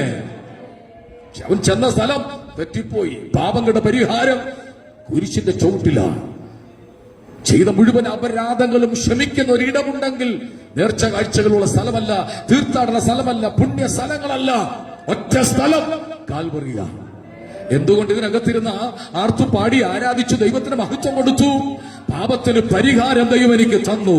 നേർച്ചകളും കാഴ്ചകളും പലയിടത്തും പോയി ഇട്ടിട്ടും പരിഹാരം കിട്ടാതിരുന്നപ്പോ ആ കാലുകളുടെ ചുവട്ടിലേക്ക് ചെന്ന അപ്പാ ഞാൻ പാവിയാണെന്ന് പറഞ്ഞപ്പോ ദൈവം നമ്മുടെ പാപത്തിന്റെ കുറ്റം ക്ഷമിച്ചു തന്നു. 30 വെള്ളിക്കാശിന്റെ അവസാനം ഇങ്ങനെ. അങ്ങനെയെങ്കിൽ ജോസഫിനെ വിറ്റ 20 വെള്ളിക്കാശിനെ കുറിച്ച് ബൈബിളിൽ എങ്ങും എഴുതിയിട്ടില്ല. ആ സ്വസ്ഥതയില്ലാത്ത പണം, ആ അർഹതയില്ലാത്ത പണം അവന്മാരുടെ ഉറക്കം കളഞ്ഞു. പ്രിയമുള്ളവര്, ദൈവഹിതമല്ലാത്ത ഏതെങ്കിലും പണം നമ്മുടെ കൈവശമുണ്ടെങ്കിൽ നമ്മുടെ ഉറക്കം പോവും, നമ്മുടെ ഭാവി പോവും, നമുക്ക് ലക്ഷ്യത്തിൽ എത്താൻ കഴിയത്തില്ല. ഒരാമിന് ഉറക്കം പറഞ്ഞേ. അടുത്തതാണ് ഇവരെല്ലാം കൂടെ ആലോചിച്ചു, ഇടാ ഇങ്ങനെ ആയാൽ അപ്പനോട് എന്തു പറയും? ജോസഫിന്റെ ഉടുപ്പ് അവര് നോക്കി, മനോഹരമായ ഉടുപ്പ്. അപ്പൻ അന്ന് ഇട്ടപ്പോ തുടങ്ങിയല്ലടാ, നമുക്ക് തരാത്ത ഉടുപ്പ് അവനും വേണ്ട, അവനിനി ജീവിച്ചിരിക്കണ്ട, ഇല്ലാതാക്കാൻ. ഒരാട്ടുംകുട്ടിയെ കൊന്നിട്ട് ആ ചോരയെല്ലാം ഈ ഉടുപ്പിൽ തേച്ചു പിടിപ്പിച്ചു. എന്തൊരു അഭിനയമാണല്ലേ ഇതൊക്കെ! എങ്ങനെ കിട്ടി? ആ ഉടുപ്പ് വിരിച്ചു നോക്കിയപ്പോ ചോരയുണ്ട്. അവരതെടുത്തുകൊണ്ട് ഓടുക. അവർ അപ്പന്റെ വീട്ടിലേക്ക് ഓടുമ്പോൾ അടികൊണ്ട് വേദനയാൽ ഇസ്മായിലിന്റെ കച്ചവടക്കാരുടെ കൂടെ കരഞ്ഞും വിലപിച്ചു കൊണ്ടുപോകുന്ന ഒരു ചെറുപ്പക്കാരൻ അപ്പന്റെ അടുക്ക് ചെന്നു, ഉടുപ്പ് കാണിച്ചു. അപ്പാ, ഈ ഉടുപ്പ് ആരുടെയാ നോക്കിക്കോ? അയ്യോ, ഇതെന്റെ ജോസഫിന്റെ ഉടുപ്പല്ലേ? അതെ, ജോസഫിന്റെ ഉടുപ്പ. അവനെന്തിയെ? ജോസഫ് എന്തിയെ? അവനെ ദുഷ്ടമൃഗങ്ങൾ കടിച്ചു കീറി. അപ്പന്മാര്, മക്കൾ എന്ത് പറഞ്ഞാലും വിശ്വസിക്കുന്ന അപ്പന്മാരുണ്ടെങ്കിൽ സൂക്ഷിച്ചോണം. മനസ്സിലായില്ല? എന്തെങ്കിലും ചോദിക്കുമ്പോൾ അങ്ങനൊന്നും ഇല്ല അപ്പ എന്ന് പറയുമ്പോൾ ഒന്നുകൂടൊന്ന് നോക്കിക്കോണം, ഒന്നുകൂടൊന്ന് ശ്രദ്ധിച്ചോണം. കണ്ണു മാറിപ്പോകരുത്, ശ്രദ്ധ മാറിപ്പോകരുത്. ഈ അപ്പൻ അങ്ങ് മക്കളെ വിശ്വസിക്കുക, എന്തു പറഞ്ഞാലും വിശ്വസിക്കുക. കാരണം അങ്ങനെയാണല്ലോ ജോസഫ് സിൽഫിയുടെ കഴിഞ്ഞ ആഴ്ച നമ്മൾ പഠിച്ചല്ലോ. ആ മക്കളുടെ കുറ്റങ്ങൾ വന്ന് പറയുമ്പോൾ അപ്പൻ അങ്ങ് വിശ്വസിക്കുമായിരുന്നു. ആ അപ്പൻ ആ ഉടുപ്പൊന്ന് നിവർത്തി നോക്കിയിട്ട് ഏതെങ്കിലും മൃഗങ്ങൾ കൊന്ന പാട് ആ ഉടുപ്പേലുണ്ടെങ്കിൽ, അത് കീറിയിട്ടുണ്ടെങ്കിൽ കീറിയെന്ന് കാണണ്ടേ? പക്ഷെ അങ്ങനെ ഒന്ന് നോക്കില്ല, വിശ്വസിച്ചു. ചോദ്യം ചോദിക്കുക, ഉടുപ്പ് വിരിച്ചു നോക്കുമ്പോ, എടാ കാട്ടുമൃഗങ്ങൾ, ദുഷ്ടമൃഗങ്ങൾ ജോസഫിനെ കൊന്നപ്പോൾ ഉടുപ്പൂരി വെച്ചിട്ടാണോ കൊന്നേ? അങ്ങനെ ചോദിക്കാം. ചോദിച്ചില്ല. ആ ഉടുപ്പ് മാറോട് ചേർത്ത് പിടിച്ച് പൊട്ടിക്കരഞ്ഞ്, എന്റെ മകനെ ജോസഫ്, നീ എനിക്ക് നഷ്ടപ്പെട്ടല്ലോ, എനിക്കിത് നിന്നെ കാണാൻ കഴിയത്തില്ലല്ലോ എന്ന് പറഞ്ഞ് പൊട്ടി പൊട്ടി കരയുന്ന വയോവൃദ്ധനായ യാക്കോബ്. യാക്കോബിന്റെ ജീവിത ചരിത്രം പഠിച്ച ഒത്തിരി ക്രൂക്കറ്റ് മൈൻഡിലൂടെ പലതും നേടിയത്, ജീവിതത്തിൽ അനുഭവിക്കുക പലതും, ചെയ്ത പ്രവൃത്തിയുടെ കർമ്മഫലങ്ങൾ അനുഭവിക്കും. അതുകൊണ്ട് ദൈവ വഴിയിലൂടെ സഞ്ചരിക്കണം, ദൈവ വഴി വിട്ടു പോകരുത്, ദൈവഹിതമല്ലാത്തതൊന്നും ഉപയോഗിക്കരുത്. കർമ്മഫലം യാക്കോബ് അനുഭവിക്കുക, പൊട്ടി പൊട്ടി കരയുക. എന്റെ കൂടെ ബൈബിൾ സ്കൂളിൽ പഠിക്കാൻ ദൈവം അവർ കേൾക്കാതിരിക്കട്ടെ, ലൈവാണ്. ഒരു മോനെ വിട്ടു, ആ അമ്മയ്ക്ക് സഹിക്കാൻ പറ്റുന്നില്ല. ഇവിടെ അടുത്തുള്ളത് തന്നെ, ഒരിപ്പോ ലൈവ് കാണുന്നുണ്ടായിരിക്കും, നിങ്ങളെ കുറിച്ചല്ല. ആ മോനെ പഠിക്കാൻ വിട്ടിട്ട് അമ്മയ്ക്ക് സഹിക്കാൻ പറ്റുന്നില്ല. അമ്മ അവന്റെ ഉടുപ്പ് എടുത്തിട്ട് സ്മെല് ചെയ്യും, എന്നിട്ട് കരയും. ബൈബിൾ സ്കൂളിൽ പഠിക്കാൻ പോയ, നല്ല കാര്യം പഠിക്കാൻ പോയെന്ന് പറഞ്ഞാൽ അമ്മയ്ക്ക് സഹിക്കാൻ പറ്റുന്നില്ല ആ ഉടുപ്പ്. അവൻ വരുമ്പോ പറയും, മോനെ ഞാന് ആശ്വാസം കണ്ടെത്തുന്നത് ഈ ഉടുപ്പിലാണ്, നിന്റെ സ്മെല്ല്, നിന്റെ വിയർപ്പിന്റെ മണം എനിക്കില്ലാതിരിക്കാൻ പറ്റുന്നില്ല. എന്തൊരു അറ്റാച്ച്മെന്റ് ആണ്, എന്തൊരു സ്നേഹമാണ്, ആഴമേറിയ ബന്ധം. ആ ബന്ധം അപ്പനിലുണ്ടായി. അപ്പൻ പക്ഷെ താങ്ങാൻ കഴിയുന്നില്ല. അവൻ ശാരീരികമായി ക്ഷീണിക്കുന്നു, മനസ്സിനെ തകർന്നു. എന്റെ നരയെ പാതാളത്തിലേക്ക് ഇറക്കിയല്ലോ എന്ന് പറഞ്ഞ് പൊട്ടിക്കരയുക. അന്ന് ചൈതന്യം നഷ്ടപ്പെട്ടതാ യാക്കോബ്. തിരിച്ചു വന്നേ ജോസഫിനെ കൊണ്ടുപോവുകയാണ്. ഒരു മാർക്കറ്റിൽ കൊണ്ടു നിർത്തി വില പേശിക്കുക. യോസഫിനെ അവർ വാങ്ങിച്ചത് വളർത്താനൊന്നുമല്ല, വിറ്റ് കാശുണ്ടാക്കാൻ വേണ്ടി. നിങ്ങൾക്ക് വേണോ ഇവനെ? തരാം, 20 വെള്ളിക്കാശ് തന്നാ മതി, അടിമയായി കൊണ്ടുപോ. അവരെണ്ണി കൊടുത്ത് 20 വെള്ളിക്കാശ്. പക്ഷെ യോസഫിനെ വളർത്താനല്ല, വഴി വെച്ച് അവർ വിൽക്കുക, മാർക്കറ്റിൽ വിൽക്കാൻ. യഹൂദന്മാരുടെ ചരിത്രം പഠിക്കുമ്പോൾ അടിമയെ വിൽക്കാൻ നിർത്തി കാലെ ചങ്ങലയിടും, കൈയെ ചങ്ങലയിടും. വാങ്ങാൻ വരുന്ന വ്യക്തി, ഒരാൾ ഓടി വന്നിട്ട് അപ്പൂഞ്ഞ് വന്നിട്ട് ഈ വാങ്ങാൻ വരുന്ന വ്യക്തി കണ്ണടച്ചു വാങ്ങിക്കത്തില്ല. ഈ ചെറുപ്പക്കാരനെ അടിക്കും. പിന്നെ ബലമുണ്ടോ ശക്തിയുണ്ടോ നോക്കും, കൈയെല്ലാം പിടിച്ചു നോക്കും, കണ്ണെല്ലാം സൂക്ഷിച്ചു നോക്കും, അവയവങ്ങൾക്ക് കേടുണ്ടോ നടത്തും, വലിച്ചഴച്ച് നടത്തും. അങ്ങനെയാണ് കുറവുകളില്ലെന്ന് കണ്ടുപിടിക്കുന്നത്. ചങ്ങലങ്ങിട്ട ജോസഫിനെ അടിച്ചു നോക്കി, തള്ളി നോക്കി, നടത്തി നോക്കി, ഇരുത്തി നോക്കി, നിർത്തി നോക്കി, കുഴപ്പമില്ല. സുന്ദരനായ, കോമളനായ, സുനേത്രനായ ജോസഫ് അവർ വാങ്ങിച്ചുകൊണ്ട് പോയി വിറ്റ്. വീണ്ടും പോത്തിപ്പറാണ് ജോസഫിനെ വാങ്ങിച്ചു. Thank you. പോത്തിപ്പർ ജോസഫിനെ വാങ്ങിച്ചു. പോത്തിപ്പർ വീട്ടിൽ കൊണ്ടുവന്നു. വീട്ടിലെ ജോലിയൊക്കെ ചെയ്യാനാ. നമ്മുടെ ഭാഷ പറഞ്ഞാൽ ഒരു ചോദ്യം ഞാൻ ചോദിക്കട്ടെ. സ്വപ്നം കണ്ട ജോസഫ്, നീ മന്ത്രിയാകുമെന്ന് ആരോ നിന്നെ കുറിച്ച് പ്രവചിച്ചില്ലേ? പക്ഷെ നീ ഇപ്പൊ പോത്തിപ്പറിന്റെ വീട്ടിൽ അടിമപ്പണി ചെയ്യുകയാണോ? ദർശനം കണ്ടവരോട്, വാഗ്ദത്ത ദൂത് കിട്ടിയവരോട് ഞാൻ ചോദിക്കുക, അതിനല്ല ദൈവം നിന്നെ വിളിച്ചത്. ദൈവം കടത്തിവിടുന്ന പ്രോസസ്സിലൂടെ നീ വിജയിച്ചാൽ നിനക്ക് ലക്ഷ്യത്തിലെത്താൻ കഴിയും. ആ കൈയടിച്ച് ഒന്ന് ദൈവത്തിന് സ്തോത്രം ചെയ്താട്ടെ. വാഗ്ദത്തം കിട്ടിയിട്ടുണ്ടോ? ദൂത് കിട്ടിയിട്ടുണ്ടോ? ആലോചന കിട്ടിയിട്ടുണ്ടോ? പ്രവചനം കിട്ടിയിട്ടുണ്ടോ? അതാ നടക്കാൻ പോകുന്നത്. മറ്റൊന്നും നടക്കത്തില്ല. താൽക്കാലികമായി ഇപ്പോൾ അനുഭവിക്കുന്ന പല വേദനകളും താൽക്കാലികമാണ്. ഇങ്ങനെന്ന് കാണിച്ചേ, ഇങ്ങനെന്ന് കാണിച്ചേ. എന്തുവാ അതിന്റെ അർത്ഥം? ഒന്നുമില്ല, സാരമില്ല. നൊടി നേരത്തേക്കുള്ള ഞങ്ങളുടെ ലഘുവായ കഷ്ടം. ഒന്നുകൊന്ന് കാണിച്ചേ, എന്നെ കാണിച്ചോ ധൈര്യമായിട്ട്. ഒന്നുമില്ല, സാരമില്ല, സാരമില്ല, ഇത്രേ ഉള്ളൂ, ഇത്ര നേരേ ഉള്ളൂ. അത് കഴിയുമ്പോൾ ഞങ്ങൾ പുറത്തു വരും. അത് പോത്തിപ്പറിന്റെ വീട്ടിൽ താൻ ഇട്ട ഉടുപ്പ്, മൂന്നാമത്തെ ഉടുപ്പ്, 5 വസ്ത്രമാണ് ജോസഫ് ഇട്ടത്. അതിൽ ഒന്നാമത്തെ ഉടുപ്പ് അപ്പൻ കൊടുത്ത നിലയങ്കി, അത് അപ്പന്റെ ഊരിക്കൊണ്ട് കൊടുത്തു. 2, ഈ വാങ്ങിച്ചുകൊണ്ടു പോകുന്ന കച്ചവടക്കാര്, ഇസ്മായിലിയ കച്ചവടക്കാർ, അവരിവനെ ഇങ്ങനെ കൊണ്ടുപോയ മോശമല്ല. ഈ ചെറുക്കനെ 17 വയസ്സല്ലേ ഉള്ളൂ. അവരളവില്ലാത്ത ഒരു ഉടുപ്പ് കൊടുത്തു. പിള്ളേരൊക്കെ വീട്ടില് അച്ഛന്റെ അമ്മയുടെ ഒക്കെ എടുത്തിടുന്ന പോലെ, ഉടുപ്പൊക്കെ എടുത്തിടുന്ന പോലെ, അപ്പന്റെ ഉടുപ്പൊക്കെ എടുത്തിടുന്ന പോലെ അല്ലേ? അവനെ ചേരാത്തൊരു ഉടുപ്പ് ഇട്ടുകൊണ്ട് നടക്കുക. ആരാ? സ്വപ്നക്കാരൻ. ആരാ? ദർശനക്കാരൻ. നീ ഞങ്ങളുടെ രാജാവാകുമോ? നീ ഞങ്ങളെ വാഴുമോ? നോക്കാൻ ഈ ശുശ്രൂഷ കഴിയുമ്പോ ഇതിനകത്ത് ഭയങ്കര മാറ്റങ്ങൾ ഉണ്ടാകാൻ പോവുകയാണ്. ഈ പ്രോസസ്സിലൂടെ പോകുന്ന ചില കുടുംബത്തിനകത്ത് ഇരിപ്പുണ്ട്. നിങ്ങൾ പുറത്തു വരാൻ പോവുക. യേശുവിന്റെ നാമത്തിൽ നിങ്ങൾ പുറത്തു വരാൻ പോവുക. ദൈവം നിങ്ങളെ പുറത്തെടുക്കാൻ പോവുക. ആകപ്പാടെ നോക്കുമ്പോ ചേരുന്നില്ല. ഞാനിപ്പോ ഒരു വലിയ ഉടുപ്പ്, ഒരു 6 അടി പൊക്കമുള്ള ഒരാടെ ഒരു ഉടുപ്പ് ഇട്ട് ഞാൻ അവിടെ നിന്നാ നിങ്ങളെല്ലാം കൂടെ ആദ്യം വരും ചെയ്യും. നോക്കും, എന്നിട്ട് ഇങ്ങനെ ചിരിക്കും. പെൺകുട്ടികളാണ് ഇങ്ങനെ ചിരിക്കും. ആൺകുട്ടികളാണ് പാസ്റ്റിട്ട് ഉടുപ്പ് കണ്ടില്ലേ, മുട്ടിന് താഴെ ജുബയാണെ കുഴപ്പമില്ല, ഒരു ജുബാ പോലിപ്പയോ ഓസപ്പ് ഇട്ടുകൊണ്ട് നടക്കുക. അവനതല്ല വിഷയം. അവൻ എന്തിനാ ഈ വേദന സഹിക്കുന്നത്? അവൻ എന്തിനാ ഈ പോരാട്ടം സഹിക്കുന്നത്? പോത്തിപ്പറിന്റെ വീട്ടിൽ ചെന്നപ്പോ പോത്തിപ്പർ ഒരു ഉടുപ്പ് കൊടുത്തു. എത്ര ഉടുപ്പിട്ടു? 3. മൂന്നാമത്തെ ഉടുപ്പ് അതിനിതം കൊള്ളാം. നിലയും നോക്കി ഒരു ഉടുപ്പ് കൊടുത്തു. പക്ഷെ ആ വീട്ടിലെ പോത്തിപ്പറിന്റെ ഭാര്യയ്ക്ക് അവനോട് ഇഷ്ടം തോന്നി. അതൊരു ടെംപ്റ്റേഷനാണ്. എല്ലാവരും ശ്രദ്ധിച്ചാണ്. പാപത്തിന്റെ മോഹങ്ങൾ പാപത്തിന്റെ തലോടലുകൾ, പാപത്തിന്റെ സ്വാധീനം എല്ലാ മേഖലകളിലുമുണ്ട്. പാപം ചെയ്യാൻ അവസരമില്ലാത്തപ്പോൾ വിശുദ്ധനായി ജീവിക്കുന്നതല്ല വിശുദ്ധി. പാപം ചെയ്യാൻ അവസരമുള്ളപ്പോഴും ഞാൻ ആരാണെന്നും എന്നെ കാണുന്ന ഒരു ദൈവമുണ്ടെന്നും തിരിച്ചറിഞ്ഞ് അതിൽ നിന്നും മാറി നീക്കുന്നവനാ യഥാർത്ഥ വിശുദ്ധൻ. ഒരാമയും പറഞ്ഞാട്ട് പാപം ചെയ്യാൻ അവസരമില്ലാത്തപ്പോൾ വിശുദ്ധനായി ജീവിക്കാൻ എല്ലാവർക്കും കഴിയും.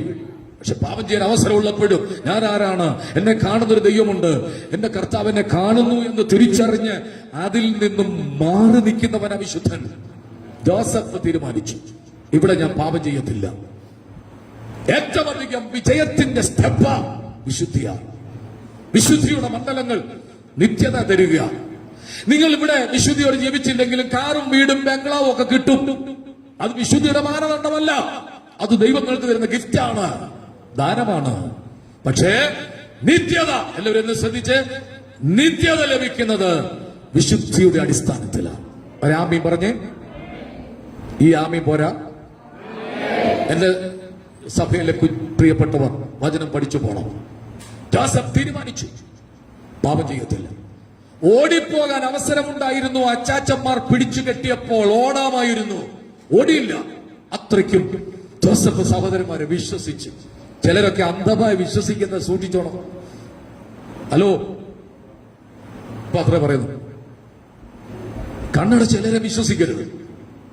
ജോസഫ് സഹോദരന്മാരെ വിശ്വസിക്കാതിരിക്കാൻ പറ്റുമോ? ഓടിപ്പോകാം, പാവം ചെയ്തില്ല. ഇസ്മായിലെ കച്ചവടക്കാരുടെ പിടിയിൽ നിന്നും അവൻ ഓടിപ്പോവാം, പോയില്ല. എടാ, ഒരുത്തനെ ഉയർത്തണമെങ്കിൽ ഇങ്ങനെ കയറ്റിവിടണോ? ഈ അവസ്ഥയിലോട്ട് കടത്തിവിടണോ? വേണ്ട. നിങ്ങൾ ശ്രദ്ധിച്ചു കേൾക്കണമേ. ആ വീടിനകത്തെ വിശുദ്ധി സൂക്ഷിച്ചു. എന്തുകൊണ്ട്? പോത്തിപ്പർ പറഞ്ഞൊരു വാക്കുണ്ട്, നീ ഇവിടെ അനുഗ്രഹിക്കപ്പെട്ടവനാ, ഈ വീട്ടിൽ എന്റെ സിംഹാസനം ഒഴിച്ച് ബാക്കിയെല്ലാം നിനക്ക് തരിക. പക്ഷെ ഈ സ്ത്രീ ദുശാഠ്യ സ്ത്രീയാണ്. അവിടെ ഭാഷ പറഞ്ഞാൽ എങ്ങനെയെങ്കിലും ജോസഫിനെ കൊണ്ട് പാപം ചെയ്യിപ്പിക്കണം. പല പ്രാവശ്യം പാപത്തിലേക്ക് വീഴ്ത്തിയിടാൻ വേണ്ടി പ്രലോഭനങ്ങളും മോഹങ്ങളും ഈ സ്ത്രീ കാണിച്ചു. ഇത് സഭായോഗമായിട്ട് പറയാൻ പറ്റത്തില്ല. വസ്ത്രധാരണയിലൂടെ, സംസാരങ്ങളിലൂടെ, ദ്വയാർത്ഥ പ്രയോഗങ്ങളിലൂടെ സെക്സിലേക്ക് കടത്തിവിടാൻ, മോഹങ്ങളിലേക്ക് കടത്തിവിടാൻ, പാപത്തിലേക്ക് കടത്തിവിടാൻ ജോസഫിനോട് ശ്രമം നടത്തി. മൈൻഡ് ചെയ്തില്ല, അവൻ നോക്കിയില്ല. എന്നെ കാണുന്നൊരു ദൈവം ഉണ്ടെന്ന് അവൻ പറഞ്ഞു. മക്കളെ, കുഞ്ഞുങ്ങളെ, പ്രിയപ്പെട്ടവരെ, ഇതെപ്പോഴും നിങ്ങളുടെ മനസ്സിനകത്തുണ്ടായിരിക്കണം. സഭാഹോളിനകത്ത് കയറുമ്പോ നമ്മെ കാണുന്നൊരു ദൈവം മാത്രമല്ല, ഇവിടെ വിട്ടു പോകുമ്പോഴും നമ്മെ അറിയുന്ന, കാണുന്ന ഒരു ദൈവമുണ്ട്. ഈ പ്രസംഗം ഇഷ്ടപ്പെട്ടവരൊന്ന് കൈപൊക്കിക്കേ. എല്ലാവർക്കും ഇഷ്ടപ്പെട്ടു. കാരണം നമ്മളെ കുറിച്ചല്ലേ, യോസഫിനെ കുറിച്ചല്ലേ. അവൻ നമ്മളെന്തിനാ ഇഷ്ടപ്പെടാതിരിക്കുന്നത്? കേട്ടോ, ഒരു ദിവസം അവൻ തന്റെ കർമ്മം ചെയ്യാൻ വീടിന്റെ മുറിയിൽ കയറിയപ്പോൾ ഈ സ്ത്രീ ഓടിച്ചെന്ന് ജോസഫിനെ കടന്നു പിടിച്ചു. ജോസഫ് കുതറിയോടി. പാപം ചെയ്യാം, ആരും കാണുന്നില്ല, ആരും അറിയുന്നില്ല, പക്ഷേ അവൻ കുതറി ഓടി. അതാണ് സ്ത്രീപീഡനം. ഇത്ര മിനിറ്റിൽ കൂടുതൽ ഒരു സ്ത്രീ എന്ത് ചെയ്യാൻ പാടില്ല, നോക്കാൻ പാടില്ല. നോക്കിയാൽ പീഡനമാണ്, പീഡനമാണ്, പീഡനമാണ്. ഇപ്പൊ ആർക്കും കൊണ്ട് കേസ് കൊടുക്കാം, ആർക്കും എതിരെ കൊടുക്കാം. സ്ത്രീപീഡനം. ഞാൻ പുളിക്കി പോലീസ് സ്റ്റേഷനിലെ ഒരു റെസ്ക്യൂ വിഷയത്തോളം ബന്ധത്തിൽ ചെല്ലുമ്പോ ഒരു ഭാര്യ ഭർത്താവ് ഒരു കുഞ്ഞിനെ എടുത്തുകൊണ്ട്, എനിക്കൊന്ന് ഒരു 6 മാസമുള്ള കുഞ്ഞിനെ എടുത്തുകൊണ്ട് അവിടെ വന്നിരിക്കുക. എന്താ പറ്റി, എന്താ നിങ്ങളുടെ പ്രശ്നം, എന്താണ്? കേസ് കൊടുക്കാൻ വന്ന. എന്താ? അപ്പുറത്തെ വീട്ടുകാരൻ ഭയങ്കര പ്രശ്നം, ഞങ്ങളെ ഉറങ്ങാൻ സമ്മതിക്കുന്നില്ല, സമാധാനത്തോടെ കിടക്കാൻ പറ്റില്ല, അതുകൊണ്ട് കേസ് കൊടുക്കാൻ വന്നു. അത് സ്വാഭാവികമാണ്. എന്താ വിഷയം? എന്റെ കുഞ്ഞിനെ മാനഭംഗപ്പെടുത്താൻ വന്നു.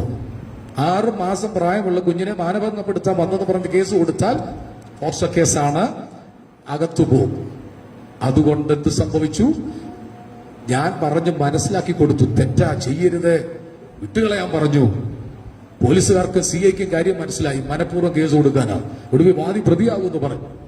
സ്ത്രീപീഡനത്തിന് യോസഫിനെതിരെ കേസ് വന്നു, കോടതി വിധിച്ചു. പോത്തിഫറിന്റെ ഭാര്യയെ കയറി പിടിക്കാൻ ശ്രമിച്ചതിന്റെ പേരിൽ ജോസഫിനെ തടവിലിടാൻ കൽപ്പിച്ചു. ഇപ്പോ ഇട്ടിരിക്കുന്ന ഉടുപ്പ് 4-ാമത്തെ, ഈ ഉടുപ്പിന് ഒരു പേരിടാം, തടവ് വസ്ത്രം. 45, 138 ആയിക്കോട്ടെ, നമ്പർ അടിച്ചു, അടി കൊടുത്ത് ജോസഫ് ഇവിടെ കിടക്കുക, ജയിലിൽ കിടക്കുക. ആര്? സ്വപ്നക്കാരൻ. ആര്? ദർശനക്കാരൻ. ആര്? അഭിഷേകമുള്ളവൻ. ആര്? രാജ്യത്തെ രണ്ടാമനായി മന്ത്രിയാകും, രാജാവാകുമെന്ന് ദൈവം പറഞ്ഞവൻ ഇപ്പൊ എവിടെ കിടക്കുക? പല പ്രവചനം കേട്ടിട്ടും പല ദൂത് കേട്ടിട്ടും നിനക്ക് എത്തേണ്ടിടത്ത് എത്താൻ കഴിഞ്ഞില്ലെങ്കിൽ വിഷമിക്കരുത്. നീ ടാർഗറ്റിൽ എത്താൻ പോകുക.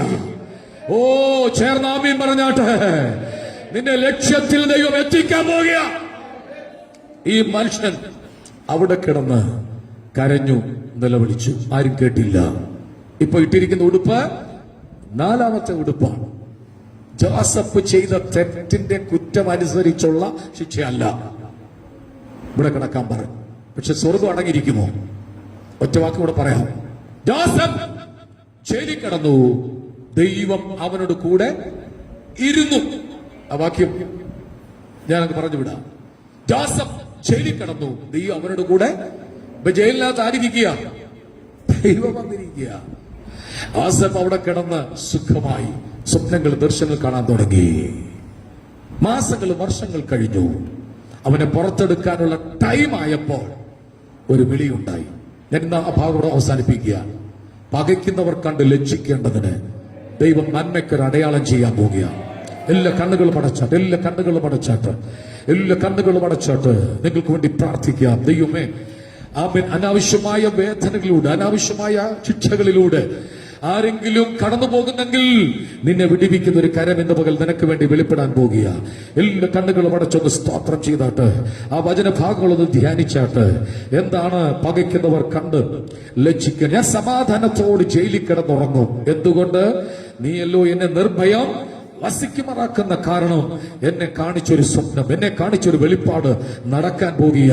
വിശുദ്ധിക്ക് വേണ്ടി ഇറങ്ങി പുറപ്പെട്ട പ്രിയമുള്ളവരെ, നിത്യതയാണ് വിശുദ്ധിയുടെ മാനദണ്ഡം അനുസരിച്ച് ലഭിക്കാൻ പോകുന്നത്.